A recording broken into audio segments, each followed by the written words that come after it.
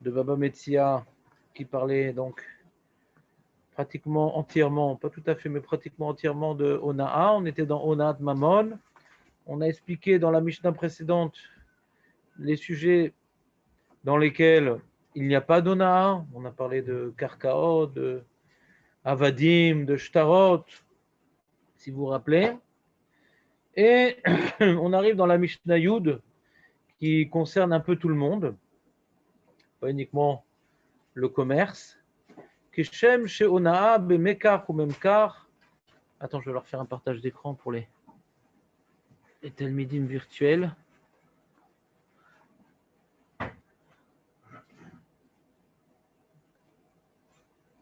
Alors, nous avons Metzia.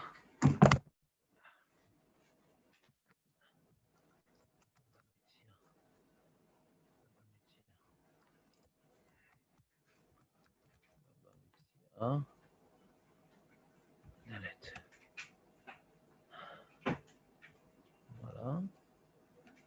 Très bien. Et on est dans Mishnah Yud. Voilà.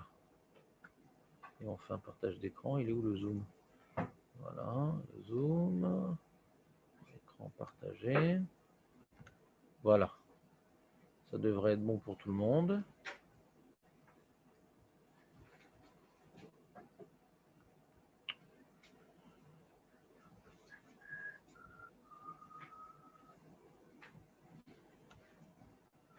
Voilà. Voilà.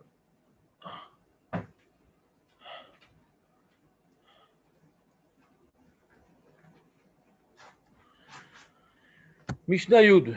Keshem. Sheona, Bemekar ou Memkar, de la même manière qu'on a vu donc depuis un certain moment qu'il y a un principe de Ona'a, d'arnaque, dans le commerce, dans Mekar ou Memkar, dans Mekar ou Memkar, pardon, car Ona'a Bidvarim.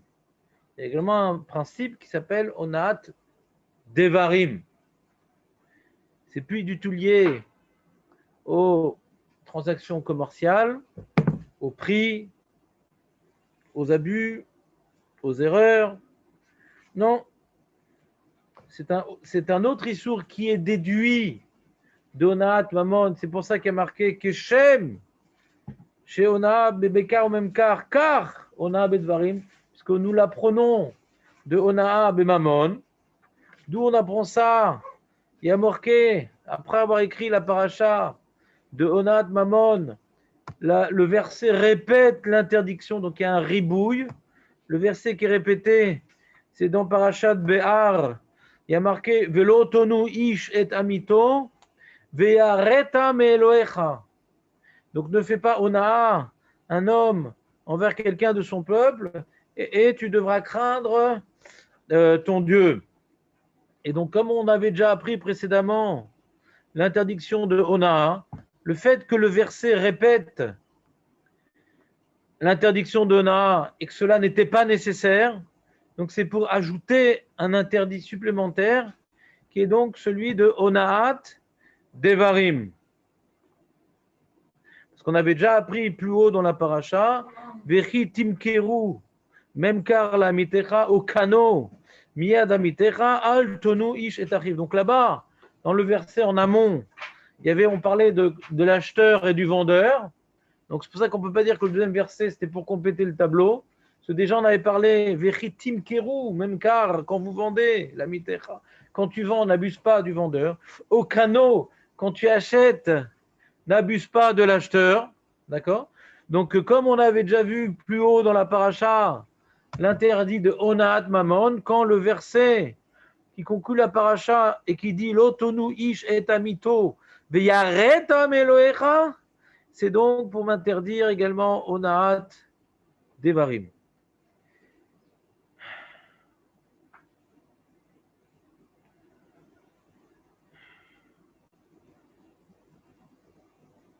La Gemara, elle dit, les poskim, ils expliquent que puisqu'il y a marqué Keshem,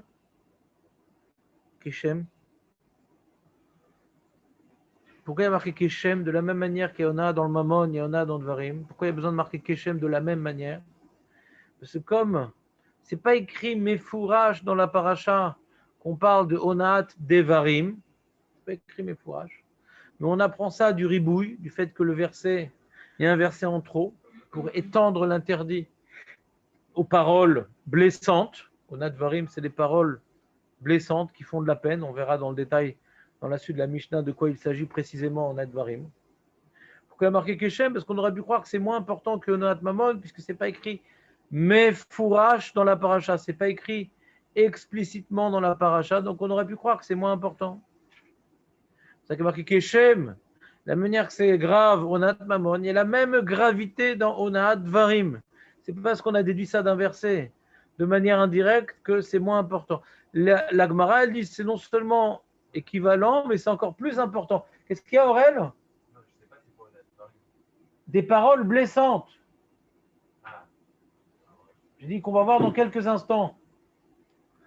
Alors, la Gemara, elle dit que Gedola, c'est encore plus grave. Onaat Dvarim et Onaat Mamon, c'est encore plus grave. Chez Zenitan les Chavon, Vézélonitan les Chavon, comme maintenant quelqu'un, il a vendu un objet plus cher que son prix. Il y a une tchouva possible. Il dit bon, c'est-à-dire on va rendre la différence. Donc on a réparé, le mal réalisé a été réparé. Mais comme maintenant on vient dire des paroles blessantes qui vont être explicitées dans la suite de la Mishnah, quel type de paroles blessantes il s'agit? Ouais. Alors même si tu peux demander pardon à la personne pour obtenir tchouva, donc on pourrait dire voilà, j'ai réparé la faute. C'est pas pareil. Parce que la douleur, souvent morale, qu'on inflige à quelqu'un en lui parlant mal, en lui faisant de la peine, même si on demande pardon, le mal il reste quelque part. C'est-à-dire la personne elle ne m'en veut plus, mais quand même elle a souffert. Alors que si le seul problème c'était que j'ai acheté plus cher, ouais, et que maintenant le vendeur me rende la somme abusée, ouais, bon, c'est comme si rien n'a été fait, quoi. Le mal qui avait été fait, entre guillemets, a été entièrement réparé, parce que bon, ça va, il est venu maintenant se comporter comme un homme, et quand il a admis sa faute, il m'a rendu la somme qu'il avait ajoutée sur le prix officiel, bon. Mais comme maintenant, on va voir dans la Mishnah, il dit à un Baal Tchouva, rappelle-toi ce que c'était, ce que tu étais, on dit à un guerre, tes parents ils mangeaient du cochon, même si après on demande pardon, la souffrance qui a été, comment dirais-je, ressentie, eh bien, elle est plus dure que la somme qui a été restituée, même si à Mechila. C'est pour ça que la Gemara, elle te dit que c'est pas uniquement Keshem, de la même manière qu'il y a. C'est plus grave Onat Dvarim que Onat Mamon. Pour la première raison que nous venons d'invoquer, et la deuxième raison que la Gemara évoque, c'est que un homme, il est plus makpid. Il est plus makpid sur la perte d'argent que la douleur morale.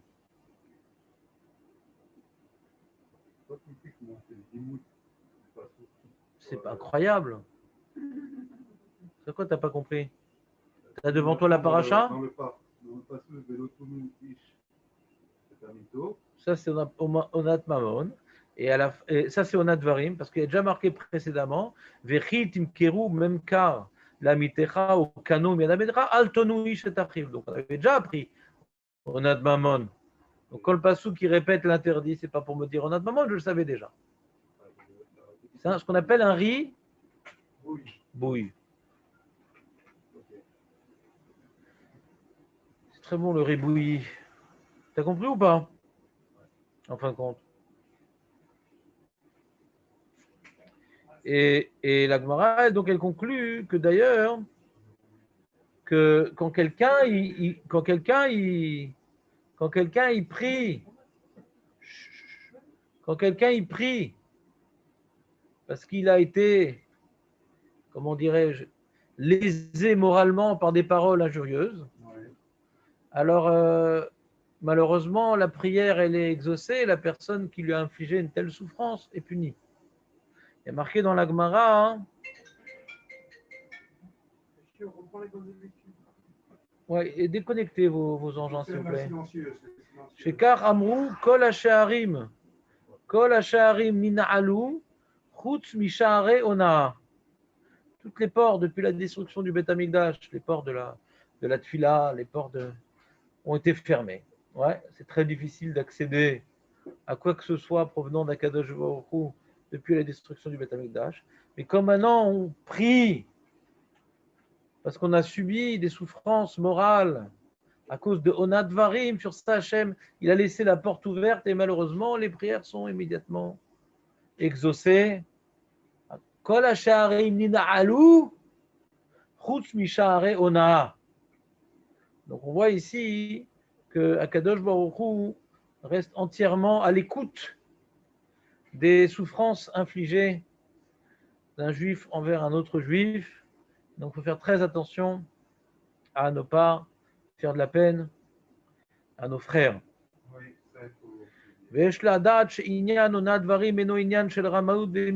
Alors, ici, il y a une petite écouda intéressante, c'est que quand maintenant on s'intéresse à Onaat Dvarim, alors on est étonné de voir que, en vérité, c'est un interdit que nous apprenons de quelque chose qui ne ressemble pas tellement, parce qu'à l'origine, Onat Mammon, c'est quoi? C'est que tu viens quelque part abuser de la confiance de l'acheteur ou du vendeur, ouais, en lui, comment dirais-je, vendant ou en achetant quelque chose qui ne correspond pas au prix réel. Et donc, tu viens léser comment dirais-je, les possessions de l'autre, ouais, ou son argent ou son objet. Ouais. C'est donc que tu viens de léser, c'est quelque part c'est un problème ça ressemble à c'est une forme de vol, quoi. Quelque part, c'est une forme de vol. C'est pas vraiment du vol, parce que l'autre était consentant. C'est plus ce qu'on appelle un abus de confiance. Et alors que Onat Varim, c'est là quelque chose de complètement différent. On va voir un peu dans les mots de la Mishnah pour avoir un peu plus de Moussagim, ce que Aurel attendait depuis tout à l'heure. Il y a marqué, premier exemple de la Mishnah, Keshem Sheona, Bemekar ou même Kar Ona Bedvarim. Et là, la Mishnah explique de quoi il s'agit. Lo Yomar Lo Bekama Chefetz Ze. Des fois, tu vois un magasin qui est vide et tout, le pauvre et tout. Et je vais, et tu t'intéresses, combien ça vaut et tout. Et alors, vous êtes intéressé, non, non, pas du tout, moi, Stam. Comment ça, Stam? Ça fait 1 heure qu'on discute, etc. Ah non, non, moi, je n'ai pas besoin de cet objet. J'ai pas d'électricité à la maison. Et où est l'ikar? Donc, tu fais ce qu'on appelle faire une fausse joie. Tu vas, tu n'es pas du tout intéressé l'objet, tu ne veux pas du tout acheter l'objet, du tout. Ou bien tu achètes tout le temps, je ne sais pas, moi, sur AliExpress. Donc, tu n'as aucune avamina d'acheter l'objet original, ouais, dans le magasin, parce que c'est beaucoup plus cher, mamache. Et tu demandes tous les détails techniques et comment ça marche, qu'est-ce que vous me conseillez, nanana, alors, ah non, non, non, moi, je n'achète pas ici, moi. C'est trop cher. C'est valable aussi bien pour un bail sec que pour un salarié qui n'en a rien à faire. Vous pouvez me traduire la question? Un salarié? C'est quoi un salarié? Quelqu'un qui travaille. Quel rapport? Aujourd'hui, il y a beaucoup de. Par exemple, chez Bell, par exemple, on a plein de salariés qui travaillent, ils s'en fichent. Chez quoi? Chez n'importe quel. Chez Ivory, je sais pas, n'importe qui. Mais il n'a pas un pourcentage sur la vente? Ouais. Il a un pourcentage, quoi. Ou bien même si maintenant il perd des heures à parler avec des gens et à la fin de la journée il n'a rien vendu, il aura des problèmes avec son patron aussi. Et tu sais pas vendre, toi. Quand tu as vu 1 heure avec le mec, tu n'as pas finalisé la vente.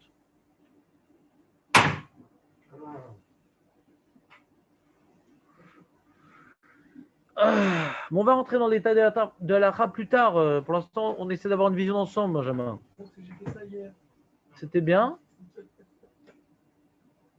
Ouais, et t'as pas acheté en fin de compte, c'était quoi? Ah non, c'est trop cher là-bas. Ah, pourquoi t'as demandé alors? C'est des tailles techniques. Hein? C'est des tailles techniques. Et tu lui as dit que tu l'as pas acheté quand tu as commencé à faire avec lui? Ah non. Moi, comme ça, je fais. Quand je veux pas acheter, je dis voilà, je suis pas intéressé à acheter, ouais, a priori. Mais bon, je peux poser quelques questions. Lui, il est intéressé à répondre parce que des fois, hein, il se prend pour Trump qui peut vendre n'importe quoi, ouais. Et donc, il dit bon, il veut pas acheter, mais je vais réussir à l'entourlouper. Donc lui, le jeu en vaut la chandelle. Moi, a priori, je veux pas acheter. Ouais, je pose des questions, je m'intéressais, mais a priori, je veux pas acheter, ouais. Je veux pas acheter. Le mec, il dit bah, si tu veux pas acheter, ben, dégagez. Mais en général, il dit pas ça. Donc, on va dire, la contrariété est moins grande pour lui parce qu'il a devant lui un mec qui ne veut pas acheter. Et lui, il va quand même relever le défi d'essayer de l'entourlouper pour lui vendre la marchandise. Et moi, quand ça arrive ce genre d'histoire, déjà, je viens toujours à introduire, attention, je ne veux pas acheter, hein, je m'intéresse, mais je ne suis pas intéressé à acheter. Alors c'est vrai que c'est difficile de dire une telle phrase, on passe pour un abruti, ouais, mais c'est pas grave. Il y a beaucoup d'abrutis dans l'Olam Haba, il y a beaucoup de gens très intelligents au Gainam. Ouais. Donc on passe pour un abruti, c'est pas très grave. Ouais. Des fois c'est vrai en plus. Donc premier cas qu'on n'a pas bien expliqué dans le détail, mais juste pour avoir une vision d'ensemble, c'est de s'intéresser combien vaut l'objet alors qu'on n'avait pas l'intention d'acheter. Veimaya Baal Tshuva, si tu parles à quelqu'un qui a fait des bêtises dans le passé, Lo Marlo Zerom Maasecha Rishon, tu te rappelles les escargots là que tu mangeais là?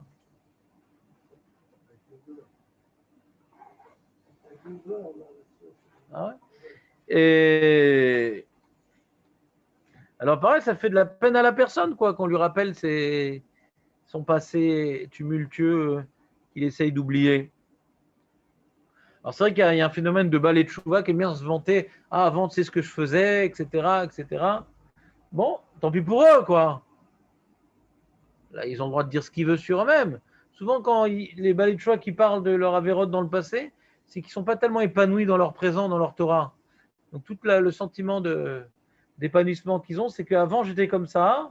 Et donc, ils en retirent une certaine fierté parce qu'ils n'ont pas tellement évolué dans leur vie de tous les jours. Quelqu'un qui est épanoui dans sa Torah, dans sa fila, il a plus besoin de penser que de se rappeler de son passage qu'avant il faisait rien et aujourd'hui il a une kippa. Ouais. Mais c'est son choix. S'il veut pas non s'humilier en public en racontant la vérité qu'il faisait dans le passé, la lacha, elle est par rapport à moi. Je vais pas lui dire ah, te rappelles quand tu faisais ça, te rappelles avec ta crête rouge là de punk, te rappelles hein. Alors, il n'y a plus d'historique, alors. Il n'y a plus d'historique. Qu'est-ce que tu dis? Je dis, il n'y a plus d'historique, alors on vit que dans le présent. Excuse-moi, José. Fallait venir si tu voulais prendre la parole. Oui, qu'est-ce que tu dis? Ben, ça recommence, ouais. Ah, ça va. Non, mais c'est bon. Attends, C'est José, bon. attends, José, attends. Non, mais je ne viens pas, de toute façon, je ne Il y a viens pas. Donc, priorité des présents. Toi, t'es au ok, coin. d'accord. Ouais? Qu'est-ce que tu dis Pourquoi s'humilier? Eh Non, ben, de raconter sur soi qu'on a fait des avérotes. Déjà, il y a un chilul Hashem dans ça. On a vu dans la Lachot Chouva. Il y a un chilul Hashem de raconter qu'on a fait des avérotes. Parce que ça vient amoindrir la gravité de la faute aux autres. Ah, lui qui était quoi? Il avait ah, tu te rends compte, un mec comme ça, bien intelligent et tout, il a pu faire des fautes aussi graves et tout. Ah, eh ben, le méchané. Mais ça rend la Vera, quand on en parle, moins diabolique.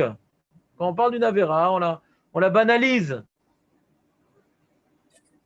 On devrait normalement, si on fait tchouva, être écœuré d'Averot qu'on a fait dans le passé. Ouais. Et donc, avoir honte de les évoquer. Adam Tzerlit Bayesh, mais Averot Shelo. Chelek mia tchouva. Chelek mia tchouva, c'est la boucha. Vous ne vous rappelez pas de ce Rambam? Oh, Châtelain, comment allez-vous? Ça fait une distance atlantique qu'on ne vous a pas vu. Un chélek de la tchouva, c'est la boucha. On doit avoir honte. Ça. Adam salit bayesh, mima'asav. Et si maintenant il est en train de, tu sais, avant, je mangeais du cochon, avant, je ne sais même pas c'était quoi Yom Kippour, etc. Et je sais pas, tu devrais avoir honte, quoi. C'est comme, tu sais, avant, je violais des petites filles. Tu racontes pas un truc pareil, ouais. Tu racontes pas un truc pareil. Pourquoi tu racontes pas un petit truc pareil? Parce que c'est grave de faire une chose pareille. Mais si tu as fait tchouva, ne pas manger cachère, c'est grave. Même si aujourd'hui, même si tu ne savais pas à l'époque, c'est-à-dire, maintenant que tu sais ce que c'est, tu devrais avoir de la peine d'avoir vécu dans l'ignorance et dans un mode de vie primitif.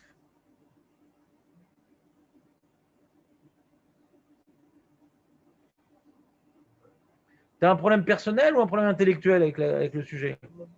Non, j'ai du mal à c'est un niveau d'avoir honte de. Ben, c'est la tchouva. C'est pas au niveau, c'est la tchouva. Si on n'a pas honte de ce qu'on a fait, alors on ne fait pas de tchouva. Même si c'est béchogeg. Même si c'est béchogeg, on apporte un korban pour quelque chose béchogeg, ouais. C'est-à-dire, j'ai consacré une partie de mon temps, une partie de mes forces, une partie de mon argent, une partie de mes plaisirs dans des choses qui sont de la Touma aux yeux de la Torah, aux yeux d'Hachem, et je regrette. Comment? Un haut niveau? Pourquoi un haut niveau? C'est loin de faire abstraction de tous les plaisirs de ce monde et dire voilà, quelqu'un il a fait 400 coups et derrière après il revient du cheval, bon d'accord. Ah non, si maintenant il a une attache avec ces plaisirs-là encore, mais c'est il n'a pas fait de chouva, c'est il lui manque la harata. Il a fait ce qu'on appelle, il a fait ce qu'on appelle ou parash mi avera, ce qui est déjà bien, avalen lo harata. Harata, c'est un regret, il faut regretter la faute commise. C'est un chélek de la tchouva. On a donc arrêté la faute, c'est une première étape, c'est technique. Et apprendre sur soi, pas uniquement c'est pendant Asara et Tchouva que j'arrête, non. Kabbalah la hatid, je pense sur moi de ne plus jamais faire. Hachem Yazorli. En tout cas, selon mes forces, je vais faire mon maximum pour plus refaire. Vani mitraret. Ani mazé charata. Chava le machasiti. Harata sur le moment même. Harata sur le moment même. C'est quoi explique-moi les différentes haratot qu'il y a. Sur le moment même, je ne sais pas ce que c'est. J'ai fait la pause, je regrette tout de suite. Voilà. Après, dans le futur, on va peut-être pas regretter ce qu'on a fait parce que. Je ne comprends pas ce que c'est. Harata, c'est je regrette d'avoir désobéi à Kejouroku. Je regrette d'avoir consacré mes forces, mon temps, mon argent dans quelque chose qui ne correspond pas à la volonté divine. C'est ça, Harata. On a un devoir de regretter. Devoir, ouais. C'est un chélek de la tchouva. On n'a pas tort de faire des substituts de crevettes. Des substituts de crevettes. Oui, bien sûr. C'est pas une erreur. Oui, bien sûr. Moi, j'ai substitué la crevette à la cravate, par exemple. Ouais. Parce que finalement, c'est un souvenir de. C'est encore une anade, quelque chose qui est passé, donc il y a sourd. Oui, si tu veux, mais c'est Aval Zemoutar. C'est une Zemoutar. Tu peux dire, les crevettes, c'est sympa quand même. Ces petites pattes de cafard, là, c'était sympa quand même. Les cafards qui nagent. Qu'est-ce que c'était bon, les cafards, les escargots, les limaces. Qu'est-ce qu'on rate dans notre vie? Ah, et ce fameux cerveau de singe qu'on a mangé en Ouganda, quel bonheur. Quelle vie dénuée de sens depuis qu'on mange des choses normales. On peut regretter, mais après de là, avoir honte.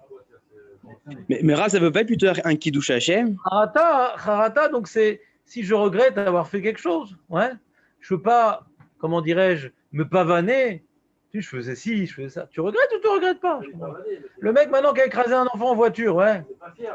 Bah donc il n'en parle pas s'il n'est pas fier. Quelque chose, tu n'es pas fier, tu n'en parles pas. Mais des fois, ça ne peut pas être un Et Kiddush par Hashem. exemple, tu vois, il est entouré de plein de gens intéressants, intelligents, etc., cultivés. Et il a eu son bac G, à l'oral, après 3 tentatives. Il ne va pas en parler, parce qu'il a honte. Il ne va pas en parler, parce qu'il en a honte. Quand on parle d'études et tout, non. Il savait que c'était pas bien de le faire, mais le mec, il ne savait pas qu'il y a une époque qui était. Non, mais il en a honte ou il n'en a pas honte de ses échecs scolaires? Il en a honte. Alors, de ses échecs, ouais. Maintenant, mais il n'a pas fait exprès. Il n'a pas fait exprès de rater. Il savait que c'était pas bien, il savait que c'était quelque chose d'amoindrissant. Déjà à l'époque, il savait. Et maintenant, tu sais que c'est pas bien de faire ça. Moi, par exemple, là, j'ai commis d'erreurs en tant que mari, en tant que père, etc. D'accord? Et j'ai appris sur le tas à devenir, j'espère, un bon père ou un bon mari, j'espère. Ouais? En tout cas, meilleur, je pense. Eh bien, malgré tout, je ne savais pas à l'époque, j'étais jeune, j'ai honte des erreurs que j'ai faites, malgré tout, j'ai honte. Non, mais c'est-à-dire. Même que je ne savais pas et que j'avais lu des livres et j'avais écouté des rabbinim, je n'avais pas compris ce qu'ils voulaient dire vraiment sur le terrain. Mais quand je me rappelle de certains événements, j'en suis pas fier, je n'aime pas en parler, même si j'avais des circonstances atténuantes. Même sur les circonstances, est-ce que cet événement est pour moi source de, comment dirais-je, je vais me pavaner avec ça ou j'ai plutôt, ça m'embête d'avoir fait des choses pareilles, Chaval, Chaval. Même si je ne savais pas. Chaval d'avoir fait des choses pareilles. Chaval. Alors, il y a une différence entre Rav, c'est un grand niveau de pleurer sur ça. Je ne vais pas dire pleurer, mais d'en parler. Pourquoi t'en parles? Tu devrais en avoir honte. Tu devrais te cacher de ça. Alors, je dis souvent, quand quelqu'un il aime bien raconter sa vie, son passé, son truc, c'est qu'il n'est pas épanoui dans sa Torah, quoi. La seule évolution qu'il semble avoir, c'est qu'avant, il mangeait du cochon, maintenant, il ne s'en mange plus. Mais quoi? Et c'est tout ce que tu as gagné depuis ces années-là, quoi. Ils ne sont pas avoir grandi en midot, ils ne sont pas avoir grandi en trucs. Moi, souvent, les gens, je vois qu'ils se parlent tout le temps de leur passé. Ils n'ont pas tellement fait de chouva de manière assez tov. Il y a sourmera, assez tov. Ils ont coupé un certain nombre de choses, mais est-ce qu'ils ont vraiment grandi dans leur Torah? Alors, quand quelqu'un il n'a pas vraiment grandi dans sa Torah, alors ils vont en mettre plein la vue par rapport au fait qu'avant, il était comme ça. Et aujourd'hui, qu'est-ce que c'est? Je ne dis pas que c'est dans tous les cas comme ça, mais souvent, j'ai remarqué que ça fonctionnait comme ça. Donc, quelqu'un qui a découvert le plaisir de l'étude de la Torah, le bonheur de faire Shabbat, ouais, le bonheur de Tarat Amishpacha, etc., etc. Ouais. Donc, Bichlal, ce monde de vie, il regrette toutes ces années perdues et il ne vient pas maintenant se comparer à je faisais ça, maintenant je ne fais plus, Kol HaKavod, j'ai arrêté. Non, Kol HaKavod que je vis une vie juive maintenant, pas Kol HaKavod que je ne vis plus comme un goy. Mais bon, c'est pas grave, c'est un sujet qui est plutôt lié à la période qui précède, qui est donc Yom Kippour, que c'est un chélek de la tchouva. Si tu regardes le Rabbeinu Yonah, comment il rentre dans tous les détails de la charata, de la boucha, de la faute qu'on a. Plus maintenant on est mis de bayesh, et plus on a honte, et plus on regrette la faute qu'on a commise, ouais, et plus la tchouva elle est profonde, et moins on risque de se tomber dans la faute. Plus on se sent encore, comment dirais-je, on s'identifie à la faute réalisée, et plus on est susceptible de retomber dedans, parce que ça racole. Il y a Yom Kippour qui m'a fait une petite interruption, mais je vois pas tellement le mal de faire ça, en vérité. Plus j'ai honte, plus je vois que c'est mal. Je ressens que c'est mal. C'est pour ça que c'est un chélek de la tchouva, de ressentir que c'est mal. Sinon, stop, j'ai arrêté pour des raisons techniques, mais c'est sûr que si je retombais dans la même épreuve, je retomberais encore, parce que c'est pas mal à mes yeux. Et j'ai encore un plaisir de la chose. Mais je n'ai pas la possibilité technique. Maintenant, je suis marié, maintenant, je suis ci, maintenant, je suis ça. Mais si je retombais dans un contexte, comment dirais-je, plus précaire au niveau éthique, c'est très possible que je retombe dedans parce que je ne vois pas le mal. Si tu vois que c'est mal, c'est que c'est ta honte de la chose. J'ai du mal à avoir honte, quoi. Bah, peut-être que tu ne comprends pas combien c'est mal. Si la Torah l'interdit, d'accord, mais tu n'as pas vraiment intégré que c'est vraiment quelque chose qui détruit l'homme. Qui détruit l'homme. Ouais, mais bon, c'est un peu de passé. C'est-à-dire, bon, je vois comme quelque chose qui est extérieur à moi, c'est plus moi. Enfin, un environnement,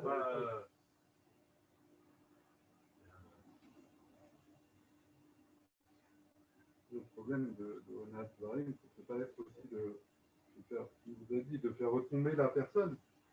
À force de lui répéter. Non, je vais lui faire de la peine. Qui a parlé de répéter? Tu as dit une fois. Non, pourquoi tu fais le Nukimta? On a parti répéter. J'ai dit une fois la personne.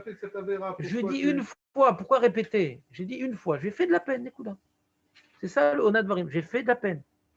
Je ne cherche pas que ça lui fait retomber. Non, c'est pas ça. Non.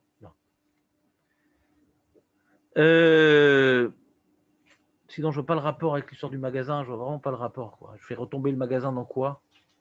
Quand je m'intéresse pour une télé alors que je n'ai pas d'électricité à la maison. Quel rapport avec Onat Varim d'après ta définition? Faire de la peine, quoi. Tu l'as contrarié. Donc, il y a marqué dans le Bat Shuvah Zechor Ma'asecha Rishonim. Veim ou Ben Gerim, si les fils de guerre, le Marlo reçoit ma servotera, ouais, toi qui tes parents ils étaient chrétiens, ils étaient musulmans et tout, tu vas t'y connaître toi. Faut toujours conclure. Chez Neymar, Weger, l'eau tonné, parce que toujours en français, les Français, toujours quand ils font des choses méchantes, ils le disent en rigolant, ça passe très très bien. Donc l'autre, il n'ose pas tellement. Ah, on rigole, arrête, t'es lourd. Oh là là, t'as pas le sens de l'humour. Hein. Quel Israélien. Chez Neymar, Weger, l'eau tonné, vélo tilchatsenu. Donc on voit ici, ouais, c'est que le guerre, non seulement il est concerné par le Issour de Ona'at Varim, qui concerne tout un chacun, mais en plus la Torah a ajouté dans Parashat Mishpatim, Veger l'otoné, un Issour supplémentaire, et a marqué Velo Tilchatsenu. Ouais. Alors il y a différents pirouchim dans les Rishonim. Je vous rapporte un des pirouches. C'est quoi l'interdiction d'être le chet sur le guerre? C'est tu lui as prêté de l'argent, il n'a pas de quoi rembourser. Tu viens alors, tu payes.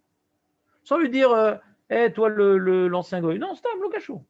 Tu sais qu'il est guerre, sans évoquer son passé de guerre. C'est autre chose, ouais. L'autre et la c'est nous, c'est autre chose. On a Dvarim, c'est lui faire de la peine par rapport à ce qu'il est, lui montrer qu'il est quelque part inférieur, ouais, dans ces cas-là. Il a quelque chose d'inférieur par rapport aux autres, on lui fait de la peine. Mais l'autre et la c'est nous, c'est de lui faire un lachat.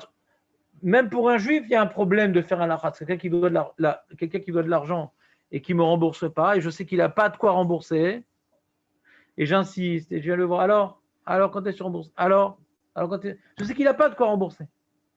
Alors il y a marqué au sujet du juif, ouais. Faut pas être un lotier nocé, ouais, noché, de venir lui faire un lachat de rembourser alors que je sais qu'il peut pas. Mais quand je fais ça à un guerre, j'ai un issour supplémentaire. À un tel point qu'il y a une marloquette dans la Gemara, ouais, que dans le guerre, il y a répété dans la Torah, ou bien il y en a qui disent 36, ou il y en a qui disent 46, à 36 endroits ou 46 endroits, la Torah, elle répète de faire attention aux guerres. Donc dans la Torah, c'est très très important de faire attention aux guerres, ouais, parce qu'il a un sentiment d'infériorité vu son passé, ouais, qui était en dehors de tout. Et donc la Torah, elle fait très attention aux gens qui sont susceptibles d'être touchés, ouais, d'être blessés. Voilà, donc aussi, il y a une autre personne qui est particulièrement ciblée dans la Gemara par rapport à la Ona'at Devarim, c'est la femme. Ta femme, David, qui n'est pas veuve jusqu'à 120 ans dans ta chaîne. Ouais, la femme. La femme, elle a une position, ouais, sociale inférieure à l'homme, ouais, physiquement inférieure à l'homme. Donc l'homme a souvent un certain pouvoir sur elle. Ouais. La femme de nature, elle est souvent plus soumise, d'accord? Et donc, d'écraser la femme sous sa botte, ouais. Comment? C'est pas en train de changer, Rav. Les tendances sont en train de s'inverser. On parlait d'une époque. On parlait pas des hommes, là. Ouais. C'est pas ce que j'ai l'impression, hein. Des femmes m'appellent, j'ai pas l'impression que ça a beaucoup changé la situation. En tout cas, j'ai jamais un talmide qui m'a appelé dire ma femme me frappe ou. Non, on parlait de l'émancipation, le travail, les machins. On a honte, là, on a advaré. C'est ça.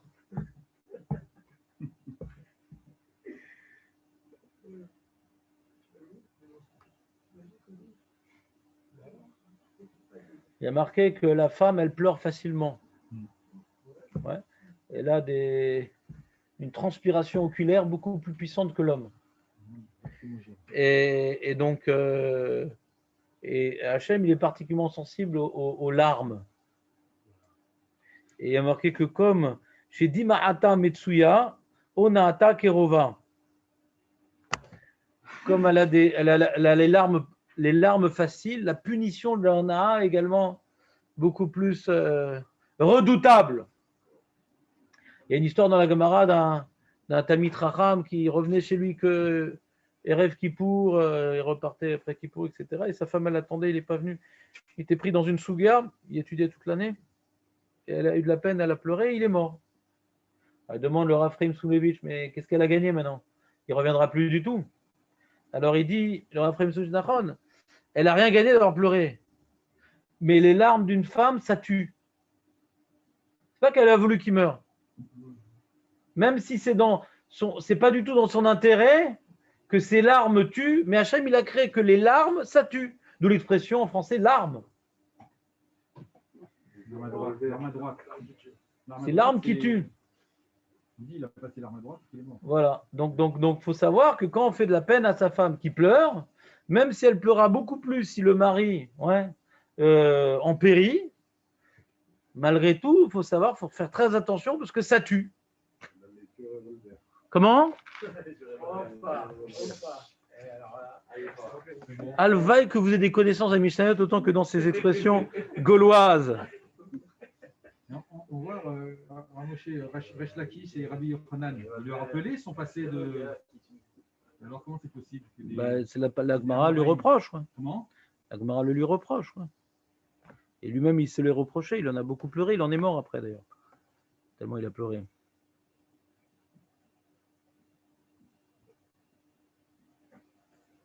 Et la Gemara, elle dit que donc dans toutes les affaires qui concernent la maison, la décoration, les meubles, l'organisation, ouais. Mikan Amrou, Shekol Sheadam Ose Betzorke Beto Mezonot Banav Binetav Malbushem, Iler Baem Achar Atzat Ishtor ou Mitorkar Shalom Matsui Betor Beto. Tu veux pas de problème de chambaï? Qu'est-ce que tu te mêles? Ma fille, elle a acheté des serviettes à AliExpress. Une horreur. Et ma femme, elle a beaucoup aimé. Elle dit, ah, ça va très bien que le carrelage dans la salle de bain. Alors elle dit, on va poser ça sur l'évier. Je dis quoi, combien de temps? Mais comme ça, c'est joli. Mais quoi, on laisse comme ça sur l'évier des serviettes, quoi, qu'on n'utilise même pas. Alors, elle dit, oui, non, c'est très joli. D'accord. Tu sais ce que ça veut dire quand je dis d'accord comme ça, d'accord. Hein? Ouais, c'est bon, c'est bon. L'homme est chané. Mais si elle veut, je ne vais pas me battre avec ça. Elle veut, je dis bon, moi j'ai le droit de dire mon opinion. Moi j'aime pas, mais si t'aimes, c'est toi la chef à la maison. Sur tout ce qu'il y a à la maison, c'est elle la chef. Je ne mêle pas. C'est elle qui décide. C'est elle qui décide. Tu as des problèmes Shalom Bayit? Mêle-toi de la maison. Non, mais parce que Bémet, objectivement, c'est beaucoup plus beau ce que je dis que ma femme. On s'en fout, c'est sa maison. Toi, tu es visiteur. C'est chez elle. Il y a marqué dans la Gemara, la femme, elle s'appelle Biti, ma maison. C'est elle la maison. De quoi tu te mêles?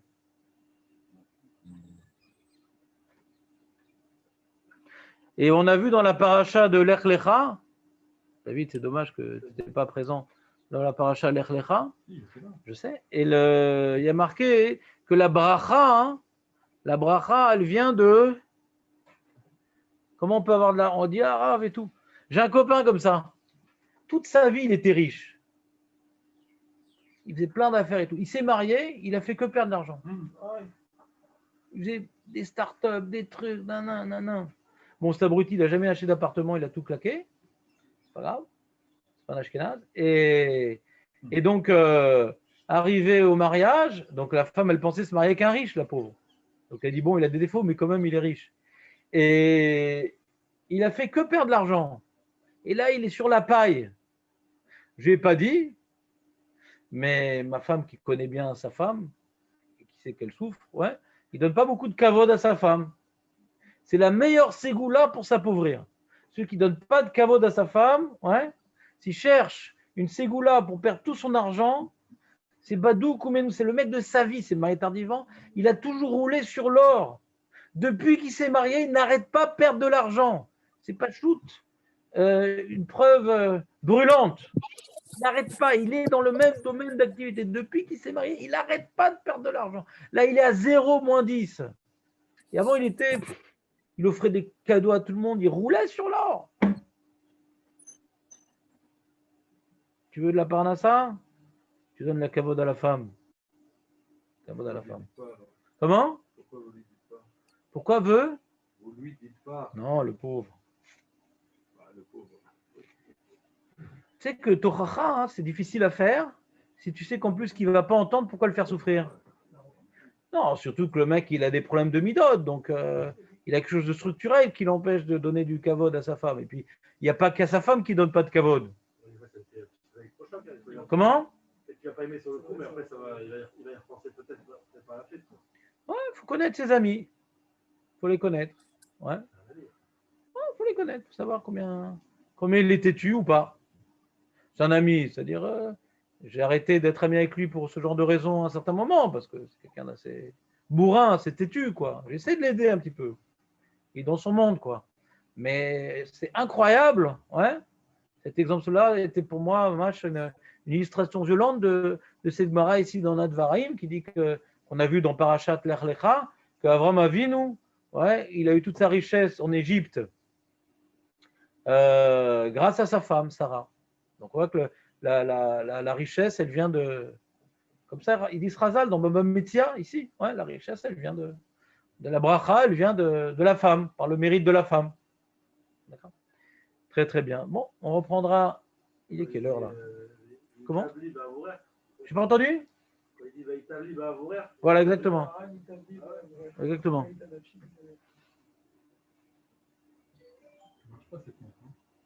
Ouais. Ça fait 10 jours que.